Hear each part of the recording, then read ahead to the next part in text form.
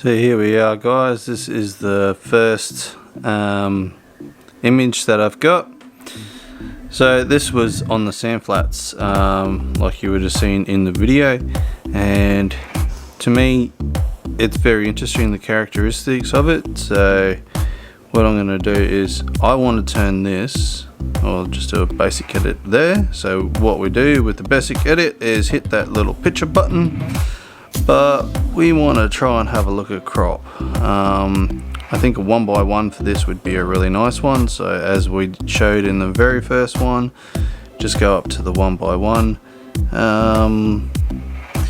Actually, we're going to unlock this because I need to bring it out a little bit, because see how it protruded on the side there? Didn't quite like that. You don't want to cut things off. The one that's cut off in the background there, that's fine, because I want that foreground one to be a little bit better. I might raise up that bottom a little bit, and there we go. To me, slightly a little bit better, draws more focus to that center of the photo. So here we are, we're going to go into not that one, not the light, we're going to go into the temperature, and we're going to hit that black and white and see how it's changed it a hell of a lot. So now it's a little bit more dramatic, a little bit more interesting, and that's the thing I love about black and whites, is you can really make them something a little bit more. So what we're going to do is we're going to play with a little bit of the sliders, and like I said, when you're learning to edit, play with your sliders, really do. Just go like this, see, that's your exposure. It's just like, where do you want it to sit? It's up to you. If you want to make it lighter, bring it right up and just have a little bit of fun. I've got a video coming up soon, and I'm going to show a really fun edit that I found. So to me, a little bit darker is actually a little bit better. I just like how it just looks a little bit more dark. I'm going to put a bit more contrast in it, slide that up a little bit.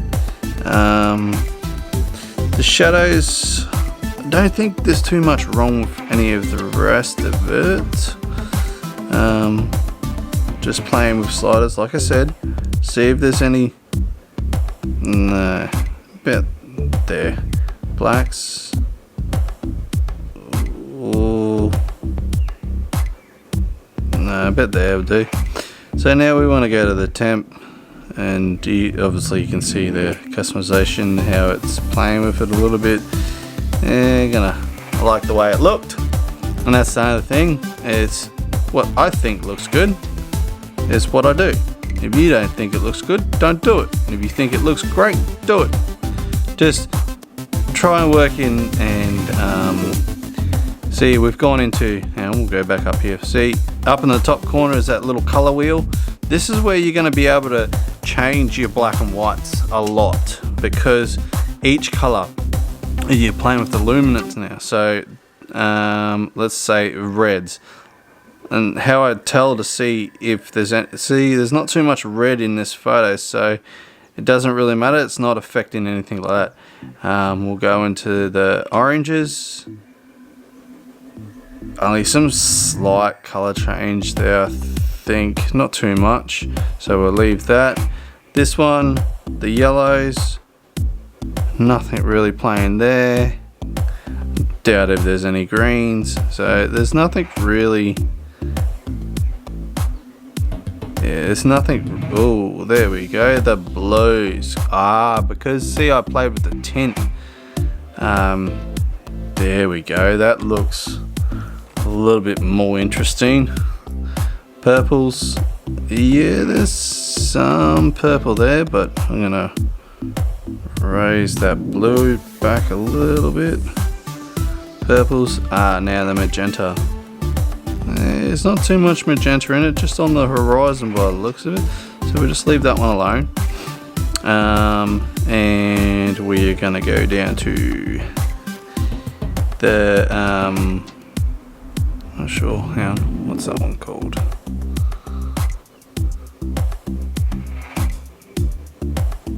Effects. Sorry, I still forget some of the things. So the effects, this is, I love this panel. The effects is really great because I love playing with the texture.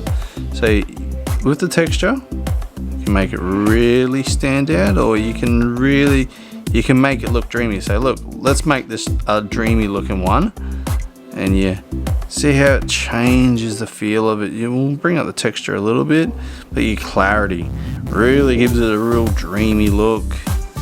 And then you can change your dehaze how you want. You'll see some people will do wave photography where it looks sharp but then it looks dreamy. That's because they play with the clarity half the time. I see a lot of them here in Australia do it, especially on the coast. So hey, each to their own really, but I want to put a little bit of texture in it. Always love putting a little bit of texture in it, especially because of the stand. You want it to stand up. Clarity, it can make it really look harsh. So sometimes I just like to take it down a little bit, not too much, just take a little bit of harshness. But the dehaze is my favorite one. It can really change a photo. Now we might go back to the light thing, and I might play with some of this because now it was a little bit dark. So I'm gonna play with it a little bit, just have a look at some of these sliders. So I think I don't need to do any sharpening or any noise reduction or anything like that on this one. I think it's really good as it is. So but this one is the sand flat image. I just love the characteristics in the ripples of the sand, the soldier crab homes. You go down to the lens correction because it knows the phone that I took it off.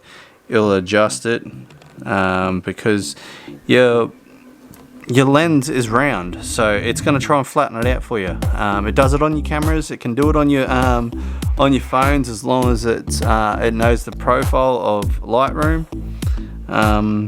I don't play with any of these other ones down here. I haven't learnt them. Like I said, I'm showing people what I know, and to me actually I like that image. I like the way it looks. So here we go, before and after. Some people might say, oh, I like the before, but I like the black and white. So this is going to be the video just for this one. This is the sand flats down at Nudgee Beach. If you liked this video, please put a like down below and comment what you think. All your tips and well, not tips so much, but all your feedback on what you think of this video would be very much appreciated. So just let me know, guys, and I'll end this video and we'll see you on the next one. Cheers.